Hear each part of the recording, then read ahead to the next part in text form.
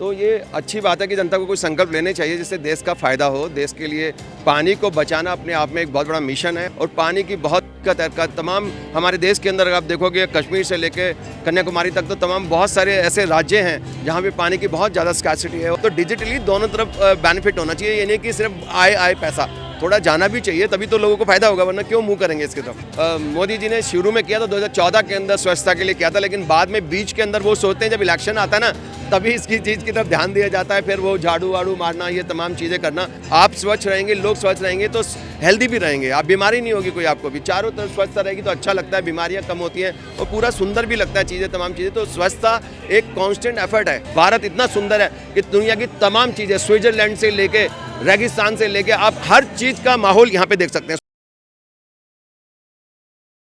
नमस्कार, आप देख रहे हैं सौगंध टीवी और मैं हूं आपके साथ राधिका शर्मा। बात की जाए पीएम मोदी की, अभी विजयदशमी पे जब वो गए थे रावण दहन के लिए तो उन्होंने 10 संकल्प जो है वो भारतवासियों को लेने के लिए बोला है, जिसमें पहला संकल्प है कि जितना हो सके उतना पानी बचाया जाए आने वाली पीढ़ियों पे। क्या कहेंगे?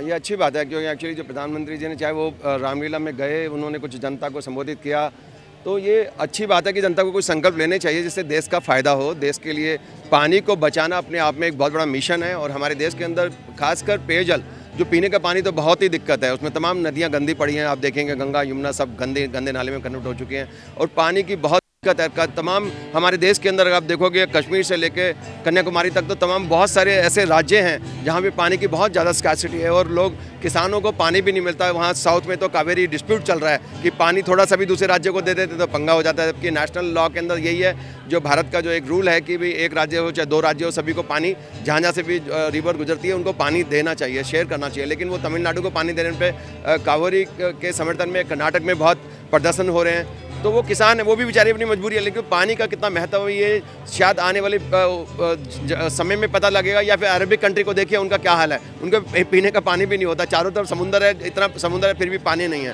तो इट्स वेरी इंपॉर्टेंट कि जनता को ये संकल्प लेना चाहिए। उन्होंने बोला है कि ज़्यादा से ज़्यादा लोगों को डिजिटल लेन देन की तरफ प्रेरित करें। हाँ, ये डिजिटल लेन देन से ठीक है, कुछ हद तक ठीक है, कुछ लोगों को जिनको फ़ायदा होता है डिजिटली वो ठीक है।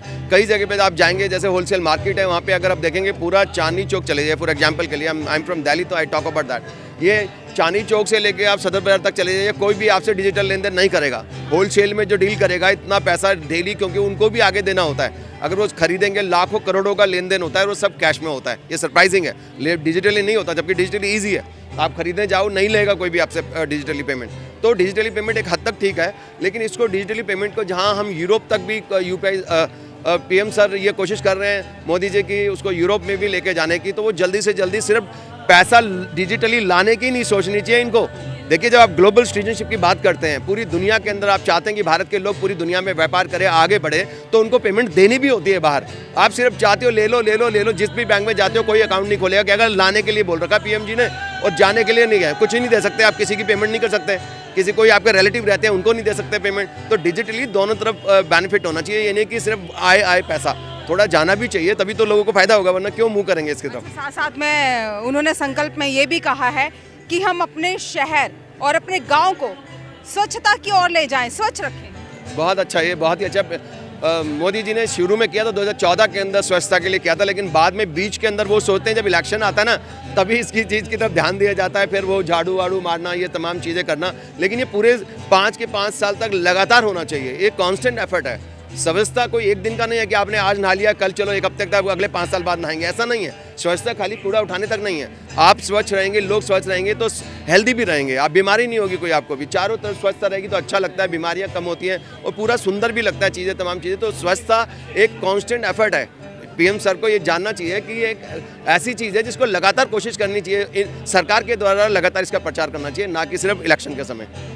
साथ साथ में उन्होंने ये भी बोला है vocal for local, made in India जो प्रोडक्ट है उसको ज़्यादा से ज़्यादा उनका प्रचार किया जाए और ज़्यादा से ज़्यादा उनको उपयोग में। ये बात बिल्कुल ठीक है कि लोकल फॉर वोकल होना चाहिए। हमें अपने देश के जो भी हमारे बिजनेसमैन हैं या जो प्रोडक्ट्स हैं उनको प्रमोट करना चाहिए, जैसे खादी हो गया या इस तरह के बहुत सारे हथकर जो हाथ से बनाने वाली चीज़ें हैं, हैंडीक्राफ्ट्स हैं जो हाथों से बनाते हैं, वो आप अगर उसको कंपेयर करेंगे किसी ऐसे देश से, चाइना या ऐसी जगह से जो बहुत ही टेक्निकली परफेक्ट है, हैंडीक्राफ्ट्स वगैरह वो अच्छे नहीं बनते हैं इंडिया के अंदर। आप देखेंगे कोई बीट्स है ना मिक्स कर देते हैं, क्योंकि बेचारे गरीब लोग हैं, कोई झोपड़ी में बना रहा है, कोई रात में चिमनी जली हुई, लाइट नहीं है किसी के पास, तमाम इशूज़ हैं, वो कैसे बनाते हैं चीज़ प्रोडक्ट को। लेकिन चाइना के प्रोडक्ट देखेंगे, किसी अच्छी कंट्री के जो डेवलप कंट्रीज़ हैं या हमसे ज़्यादा विकसित हैं, उनके प्रोडक्ट से कंपेयर करेंगे तो हमारी क्वालिटी अच्छी नहीं होती। तो इसमें हमारा जो घरेलू उद्योग है वो पिछड़ जाता है कहीं ना कहीं। तो इसलिए लोकल फॉर वोकल बहुत ज़रूरी है कि हम उसको सपोर्ट करें।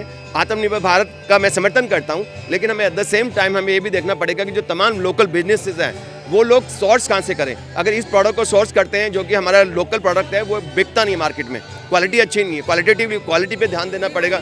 हाँ, उन्होंने ये बोला है कि क्वालिटी जो है उस पर काम करेंगे, क्योंकि खराब क्वालिटी की वजह से जो है कहीं ना कहीं हमारे सम्मान को ठेस पहुंचती है। सम्मान को इसलिए ठेस पहुंचती है कि हम इंटरनेशनल मार्केट में कम्पीट करते हैं, तो वहाँ पे क्वालिटी मैटर करती है। अभी देखिए फॉर एग्जांपल कोई चीज़ अगर हमारे यहाँ पे बेकार क्वालिटी है और वो 65 रुपये की चीज़ है और 100 रुपये में टैक्सेस के साथ में जाके बाहर इंटरनेशनल मार्केट में जाती है, तो एज़ कम्पेयर टू चाइना के प्रोडक्ट्स उसके बहुत अच्छे होते हैं, ग्लोबल प्रोडक्ट बहुत अच्छे होते हैं उसके अंदर। तो उसको उस हिसाब से ये बहुत ज़रूरी है कि हम क्वालिटी की तरफ भी ध्यान दें। बिगर क्वालिटी के आत्मनिर्भर भारत बनाना यूजलेस है। आप जितने भी प्रोडक्ट यहाँ पे बना लीजिए, we can not compete in the international market with the quality and the price. ये दो चीज़ बहुत इंपॉर्टेंट है, not only quality and reasonable price. वो ये एक बिजनेस का मैनेजमेंट का एक ऐसा फंडा है जो कभी भी मात नहीं खा सकता। तो ये बहुत ज़रूरी है कि आप प्राइस भी मिनिमम रखिए, रीजनेबल रखिए और क्वालिटी को भी मेंटेन कीजिए। साथ साथ में उन्होंने ये भी कहा है कि सबसे पहले मैं भारत देखूंगा। जनता से बोला पहले सबसे पहले अपना भारत देखिए, उसके बाद अगर आपकी अंदर इच्छा बच जाती है कहीं घूमने जाने की, तो उसके बाद आप बाहर विदेश में भ्रमण करते हैं। ये बिल्कुल बहुत अच्छा कहा है उन्होंने। मैं इस बात का भी इनका समर्थन करता हूँ कि हमारा देश इतना सुंदर है, इतना सुंदर। जिन्होंने भारत नहीं देखा ना, वो सीधा यूरोप चले जाते हैं या बाहर। मैं जानता हूँ कि यूरोप भी बहुत सुंदर है, लेकिन as compare to India there is nothing, no country in the world so incredible. आप इन्होंने देखा नहीं, जिन्होंने नहीं देखा ना भारत, वो भारत की बुराई भी करेंगे या फिर बाहर घूमते रहते हैं वो लोग। भारत इतना सुंदर है कि दुनिया की तमाम चीज़ें, स्विट्जरलैंड से लेके रेगिस्तान से लेके आप हर चीज़ का माहौल यहाँ पे देख सकते हैं। स्विट्जरलैंड जैसे माउंटेन्स यहाँ पे देख सकते हैं। नॉर्थ ईस्ट में चले जाइए, इतना अभी तक पूरे प्रॉपर एक्सप्लोर भी नहीं है प्रॉपर। आप अरुणाचल प्रदेश चले जाइए, मणिपुर चले जाइए, मणिपुर में मंगा है तो सिक्किम चले, बहुत सारे एरिया जैसे सिक्किम वगैरह इतने सुंदर है वो। और आप साउथ में चले जाइए, सी पोर्ट 3 तरफ तो हमारे समुद्र से है, बीचेस है यहाँ पे इतने सारे, तो कोई प्रॉब्लम नहीं है यहाँ पर। डेजर्ट भी है यहाँ पे, हर मौसम हर चीज़ हिंदुस्तान के अंदर है और इतना सुंदर है। अलग अलग राज्यों में अलग अलग कल्चर है, अलग अलग खाने पीने की चीज़ें हैं, सब चीज़ तो इतनी विविधता है यहाँ पे कि पूरी दुनिया में नहीं है। सारी दुनिया आखिर क्यों आती है यहाँ पे? आप वहाँ जा रहे हैं, अरे जाइए, कोई बात नहीं, कभी कभी जाइए, लेकिन पहले उन्होंने सही कहा, पहले अपने इंडिया को देख लो। आपकी गुंजाइश ही नहीं बचेगी कहीं और जाने की, इतना सुंदर है। मैं तो जब से इंडिया को पूरा देखा ना, I love my India so much. मैंने यूरोप की नौकरी छोड़ दी इस चक्कर में कि मुझे तो इंडिया के अलावा कुछ भाता नहीं। चाहे मैं भूखा रह लूँगा, चाहे जैसा भी आधा पेट भर के रह लूँगा, मुझे I love my country. And यहाँ के जो जितने सारे फेस्टिवल्स हैं, खाना पीना है, त्यौहार वगैरह हैं, इतनी सारी विविधता है। कपड़े देखो, संगीत देखो, डांस देखो, इतनी सो ब्यूटीफुल कंट्री। अब मेरे को यूरोप में अच्छा है, लेकिन पूरी दुनिया कंपेयर नहीं कर सकती इंडिया से कभी भी। साथ साथ में उन्होंने ये बोला है कि नेचुरल फार्मिंग को लेके किसानों को ज़्यादा से ज़्यादा जागरूक किया जाए। फार्मिंग के लेके, नेचुरल फार्मिंग, ऑर्गेनिक फार्मिंग बहुत ज़रूरी है, उसका एक फ्यूचर है। जैसा कि मोदी जी ने पूरे नॉर्थ ईस्ट को एक पैकेज के अंदर कन्वर्ट किया कि जो ऑर्गेनिक फार्मिंग के लिए वो एक हब बन सकता है, और वो बन सकता है। उसकी तरफ ध्यान देना जरूरी है, सिर्फ इलेक्शन में नहीं, लगातार ध्यान देने की जरूरत है। हमारे जितने भी नॉर्थ ईस्ट के स्टेट्स हैं वो बहुत गरीब हैं या पिछड़े हैं, लेकिन उसमें ऑर्गेनिक फार्मिंग करके, ऑर्गेनिक हब के रूप में उसको इस्तेमाल करके विदेशों में एक्सपोर्ट हो सकते हैं। बहुत सारी ऐसी चीज़ें हैं। ऑर्गेनिक चलेगा तो वो फिर नेचुरल भी है, उसमें बीमारियां भी नहीं होंगी। आप केमिकल वाला जो फूड खाओगे उससे कैंसर जैसी कितनी सारी तमाम बीमारियां होती हैं, हमारी बॉडी में जाती है, नुकसान करती है, जेनेटिक चेंजेस लाती है हमारी बॉडी में। तो ऑर्गेनिक फार्मिंग, नेचुरल फार्मिंग तो बेस्ट है हर चीज़ में, चाहे हर्बल्स ले लीजिए, कॉस्मेटिक्स ले लीजिए, फूड ले लीजिए, या कपड़े देख लीजिए, खादी वगैरह, उनसे बेहतर कुछ है ही नहीं। Organic, I support Modi ji के ये साथ में उन्होंने ये भी बोला है कि हम सुपर फूड को अपनी रोज़मर्रा की ज़िंदगी में शामिल करें। ये भी मैं देखिए, ज़्यादा संकल्प इनके बहुत अच्छे हैं। सुपर फूड की बात करते हैं, जहाँ मिलेट्स वगैरह की बात करते हैं, बाजरा हो गया, हमारा मक्का हो गया। हकीकत के अंदर जितने भी प्रोडक्ट्स हैं ना, गेहूँ उसमें गिलोटिन वगैरह होता है, दूसरी इतनी ऐसी चीज़ें कि they are not very good for health. उससे बॉडी के अंदर एलर्जिक रिएक्शन होते हैं, बाकी फूड जो हम केमिकल्स वाले खाते हैं। तो हमारे सुपर फूड में क्या होता है कि हम कम खा के भी ना बहुत पावरफुल रह सकते हैं। आप देखे होंगे आदिवासी एरिया के अंदर जाओगे आप, तो वो लोग जंगल की चीज़ें खाते हैं और इतनी पावरफुल होते हैं, आप थक जाओगे, वो नहीं थकेंगे। पेड़ पे चढ़ जाएंगे, जंगल में भाग लेंगे, जो मर्जी कर लेंगे, थकते ही नहीं वो। पता लगता है वो रोटियां खाते हैं मिलेट्स वगैरह की इनकी। ये मिलेट्स वगैरह जो हमारे पुराने ट्रेडिशनल फूड है, आज के नहीं है, बाजरा आज का नहीं है, लेकिन मार्केट से गायब हो गया क्योंकि उसकी डिमांड नहीं है, खाते नहीं। बाजरा हो गया, मक्का हो गया। मैं यूरोप में था तो वहाँ पे मक्के को कूट के ना, तो मोटा मोटा मक्का करके और दही के साथ उसको पका के दही के साथ खाते हैं खिचड़ी की तरह, और इतना पावरफुल होता है कि एक बार आपने खा लिया पूरे दिन आपको ना कुछ खाने की जरूरत नहीं पड़ेगी। तो बाजरा भी ऐसा ही है। बाकी जितने मिलेट्स हैं बहुत अच्छे हैं, इनका मैं समर्थन करता हूं कि ऐसा होना चाहिए अपने। और फिर दूसरा सबसे बड़ी चीज़ है कि हम इन चीज़ों को ऑर्गेनिक और इससे मिलेट्स वगैरह को अगर नेचुरल सुपर फूड को अगर हम वो देंगे, इंकरेज करेंगे, इनकी फार्मिंग को इंकरेज करेंगे, तो इंटरनेशनल मार्केट भी बहुत बड़ी है, जिससे हमारे देश को उसका भी फायदा होगा अगर हम एक्सपोर्ट करेंगे। देखिए एट द सेम टाइम हमारे देश के लोग ज़्यादा मजबूत होंगे, शक्तिवान होंगे, हेल्दी रहेंगे, तो ये देश कहीं ज़्यादा आगे बढ़ेगा। ये नहीं कि कुछ काम करते हैं निठल्ले हो जाते हैं, पानी पिलाओ इनको, तो ये नहीं होगा, देश आगे बढ़ेगा। मेरे ख्याल से सही है। साथ साथ में उन्होंने ये भी कहा है कि खुद को स्वस्थ रखने के लिए योग और जो स्पोर्ट्स हैं उनका सहारा लिया। बहुत अच्छी बात है, ये भी मैं समर्थन करता हूँ। ये जैसा चांस है, वैसे मैं बहुत सारे मुद्दों पे पीएम का समर्थन नहीं करता, बहुत तमाम चीज़ें, लेकिन इन मुद्दों पे मुझे लगातार समर्थन करना पड़ रहा है इनका। ये सही है कि जो योग वगैरह मेडिटेशन है कि आप कितने भी कुछ भी कर लीजिए, आप लगते हैं कि आपको दुनिया छूनी है, आकाश छूना है, दुनिया के अंदर टॉप पे पहुँचना है, लेकिन अगर आपका दिमाग सही नहीं है ना, तो आप कुछ नहीं कर पाएंगे, आप डिसबैलेंस हो जाएंगे, आप डिस्टर्ब रहेंगे, कोई भी काम ढंग से नहीं कर पाएंगे। तो आपकी बॉडी का जो मेन जो वर्किंग जो पावर हाउस होता है वो ब्रेन होता है, यहीं से आप उसके अंदर आते हैं कि पूरा पावर हाउस आपका जो मैनेजमेंट हैंडल करता है ना, पूरे दिमाग को, जो दिमाग होता है जो पूरी बॉडी को हैंडल करता है, तो वो अगर सही रहेगा, मेडिटेशन कर सकते हैं, मेडिटेशन में फोकस कर सकते हैं, जो आप फोकस करते हैं उन चीज़ों को अचीव करा जा सकता है। और आप योगा से सारी चीज़ें बिगर पैसा लगाए, बिगर दवा दिए आप ठीक हो सकते हैं। आप देखते हैं कि यूरोपियन देशों के अंदर देखते हैं या फिर अमेरिका में देखते हैं, गली गली के अंदर योगा स्कूल खुले हुए हैं। ट्रस्ट मी, गली गली में योगा फैक्ट्री, योगा स्कूल के नाम से योगा कर रहे हैं, दबा के फ्री में हो रहा है ना भाई।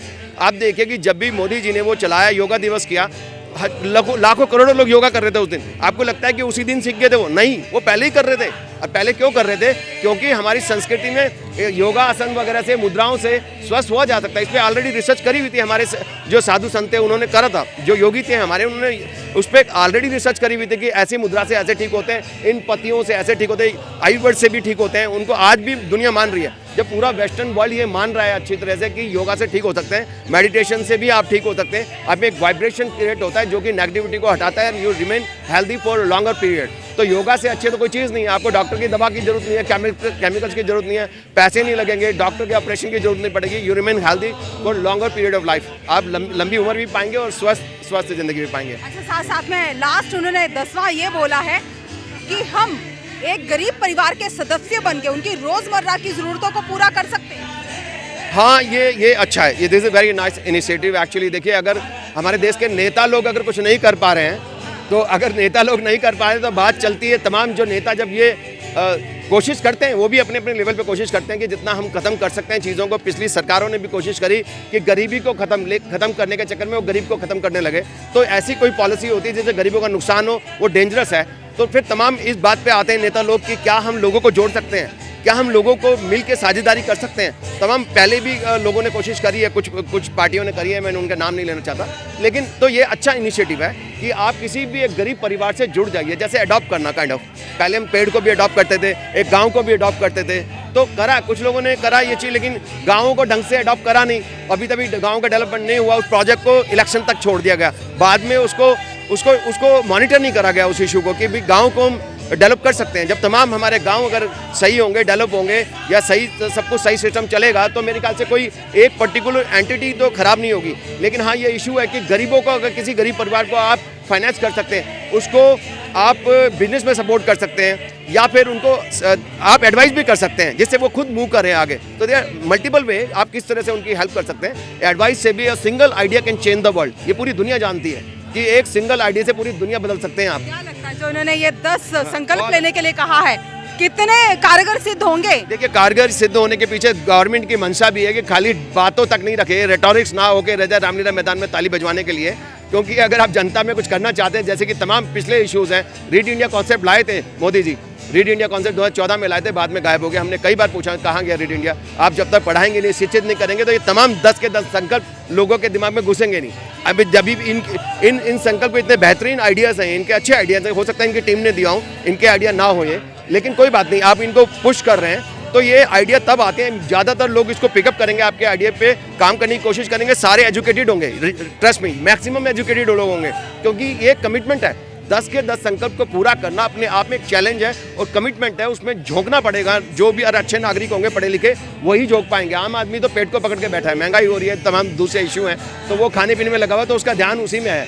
अगर आप चाहते हैं कि आप सक्सेसफुल हो तो लगातार परसू करो इसको, लगातार इसका प्रचार करो, सिर्फ इलेक्शन के समय नहीं, हर महीने, हर वक्त अगर आप ये बात करते हैं, कोई भी इशू मन की बात में करते हैं, पीछे एक पोस्टर लगा दीजिए 10 के 10 संकल्प का, आप अपनी बात कहते रहिए, कैमरे में वो भी आता रहेगा कि रिमाइंड करता रहेगा लोगों को कि भाई आपके वो 10 संकल्प भी हैं। ये मानता हूँ कि साझेदारी से होता है, ये देश सबका साथ सबका विकास का नारा अच्छा है, लेकिन बेशर्त है कि आप इन चीज़ों को एक सीरियस तरीके से समझें और उसको इम्प्लीमेंट करें। सरकार की तरफ से एफर्ट बहुत ज़रूरी है, जनता तो बेचारी उलझ जाती है चीज़ों में, सरकार उनको रिमाइंड कराए, आपका जो मास मीडिया, जो आपका मेन स्ट्रीम मीडिया है, वो रिमाइंड कराए बार बार।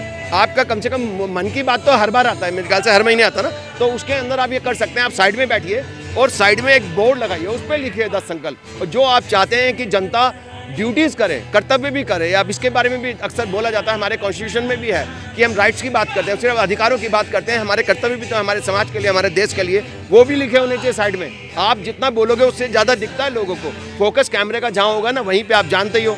चंद्रयान जब नीचे आ रहा था तो आपने बोला मेरे परिवारजनों नमस्कार, तो आप जानते हो फोकस की वैल्यू क्या है। तो attention of the whole world और whole India is on you, and अगर आप ये दिखा रहे हैं, पीछे से अपनी बात बोल रहे हैं, तो ये भी आता रहेगा कि कुछ कर्तव्य है हमारे, तो इससे काइंड ऑफ रिमाइंडर और अच्छा लगेगा। मैं चाहूँगा कि सरकार की तरफ से लगातार एफर्ट करें, हमारा बेहतर इंडिया, भारत, अच्छा भारत बनाने के लिए, मजबूत भारत बनाने के लिए, विकसित भारत बनाने के लिए, एक स्वस्थ भारत बनाने के लिए बहुत ज़रूरी है सारे के सारे संकल्प। मैं तो लेता हूँ ये संकल्प, हो सकता है कि बाकी ना ले, लेकिन अगर आप सही से प्रचार करोगे तो पूरा इंडिया इसके आपके साथ है इसमें, और बहुत बहुत शुक्रिया इसके लिए, धन्यवाद। पूरा इंडिया साथ है। जिस तरह से मोदी के 10 संकल्प हैं, देखा जाए तो बहुत ही अच्छे संकल्प हैं, कितने पूरे होते हैं और कितने पूरे नहीं होते ये वक्त बताएगा। इस खबर में फिलहाल इतना ही। तमाम ऐसी खबरों के लिए जुड़े रहिए हमारे साथ, देखते रहिए सौगंध टीवी। कैमरामैन किशन के साथ राधिका शर्मा। आप देख रहे हैं सौगंध टीवी, सौगंध वतन की।